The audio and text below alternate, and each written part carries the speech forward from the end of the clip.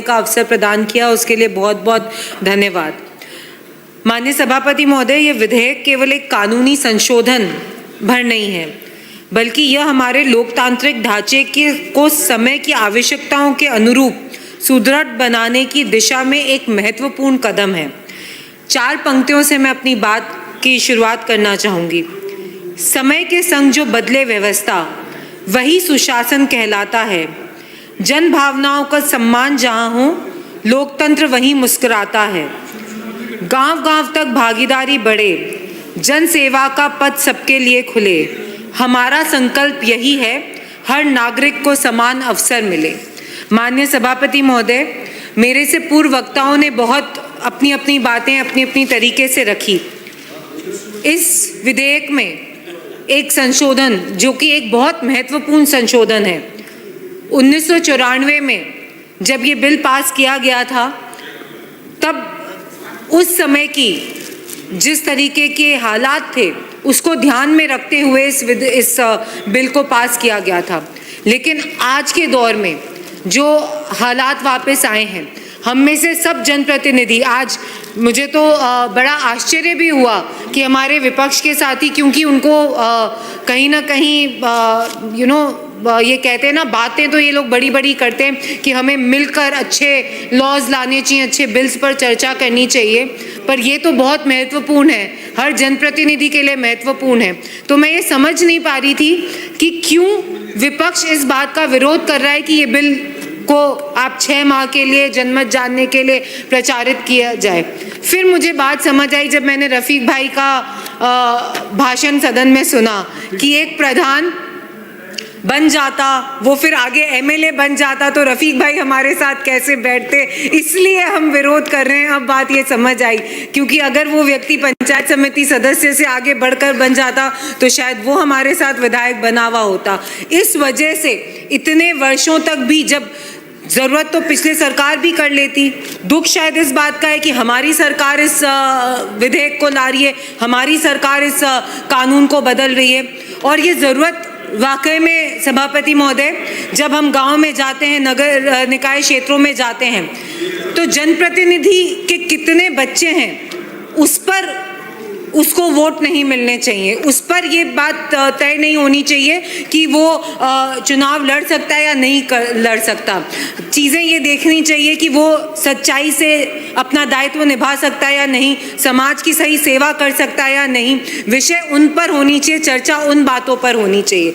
लेकिन इसके साथ साथ सभापति महोदय, मैं शिव से आने वाले विधायक जिन्होंने एजुकेशन की बात रखी, मैं उसके समर्थन में एक बात ज़रूर कहूँगी कि ये विधेयक में जो संशोधन किया जा रहा है बहुत सही है, मैं उसका 100% समर्थन करती हूँ। लेकिन आने वाले समय में हमें डेफिनेटली इस बात पर भी सोचना चाहिए कि शिक्षा का स्तर तो बढ़े, क्योंकि जिस तरीके से रिजर्वेशंस हैं, महिलाओं को कहीं ना कहीं अलग अलग वर्गों में जो रिजर्वेशंस हैं, उन वर्गों के अंदर अगर शिक्षा भी इसमें इंक्लूड कर दी जाएगी कि 10वीं 12वीं तक तो शिक्षा का प्रावधान हो ही हो, तो उससे महिलाओं की शिक्षा में इन वर्गों में ही सुधार आएगा। आप देखिए सभापति महोदय, महिलाओं की शिक्षा के लिए जब हम अपनी बात रखते हैं, चुनाव लड़ने के लिए, जनता की सेवा करने के लिए, अगर ये शिक्षा का भी प्रावधान इसमें ऐड हो जाएगा, तो कहीं ना कहीं इन सभी वर्गों की महिलाओं की शिक्षा का स्तर भी बढ़ेगा। इसके साथ ही साथ मैं एक और बात पर कहना चाहूँगी कि बड़ी बड़ी बातें वापस हो रही है कि आपने डिलिमिटेशन ऐसे करा दिया, हमारे यहाँ पर वार्डों को आपने इस तरीके से परिसीमन। हम इस बिल पर बात करें सभापति महोदय, और सबसे ज़रूरी इसमें यही है कि चुनाव, जो एक राज्य एक चुनाव जो होने जा रहा है, जो अब आगे होएगा, उससे कितनी सुविधा इस राज्य को मिली है।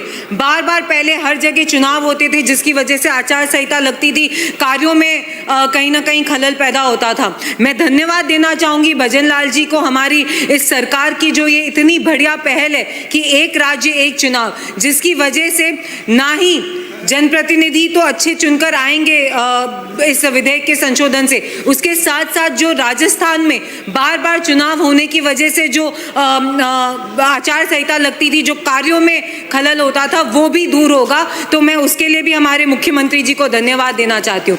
माननीय सभापति महोदय, मैं अपनी बात इस बात से कहना चाहूँगी कि हमारी सरकार, भारतीय जनता पार्टी की सरकार, हमारे प्रधानमंत्री मोदी जी की सिर्फ एक ही सोच है कि सबका साथ, सबका विकास, सबका विश्वास और सबका प्रयास। उसके तहत ये एक बहुत महत्वपूर्ण कदम है जिससे हमारे आने वाले समय में जब 2026 में पंचायत राज के चुनाव होंगे, उसमें ऐसे जनप्रतिनिधि भी आगे आ सकेंगे, ऐसे जनप्रतिनिधि चुने जाएंगे जो आने वाले समय में बहुत अच्छी तरीके से कार्य कर पाएंगे। उनको सिर्फ इसलिए नहीं हटा दिया जाएगा कि उनके कितने बच्चे हैं। तो मैं बहुत बहुत धन्यवाद देना चाहूँगी हमारी सरकार को, हमारे आदरणीय मंत्री महोदय को कि उन्होंने और पूरी कैबिनेट को, जिन्होंने इतने कम समय में फरवरी में कैबिनेट मीटिंग में इसको तय किया और आज हम इस बात पे चर्चा कर रहे हैं और ये इतने जल्दी से बिल भी पेश कर दिया गया है। तो मैं उसके लिए बहुत बहुत धन्यवाद देना चाहूँगी।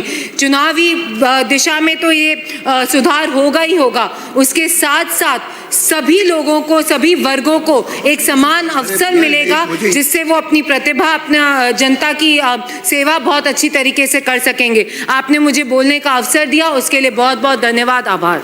मंत्री जी उत्तर दें। अब संक्षेप में ही देना है ताकि 5:30 खत्म करना है।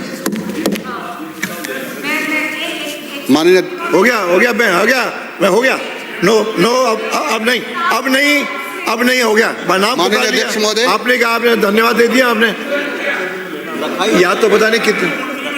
माननीय अध्यक्ष महोदय, अभी पंचायत राज संस्थाओं में चुनाव लड़ने के लिए प्रावधान है। वादा था भैया, 10 मिनट ज्यादा हो गए कि 27/11/1995 के बाद आपने काटा है, मैंने नहीं काटा है। 2 से ज्यादा अधिक संतान है, मैंने नहीं काटा है, चुनाव नहीं लड़ पाएगा, यानी पात्र नहीं होगा।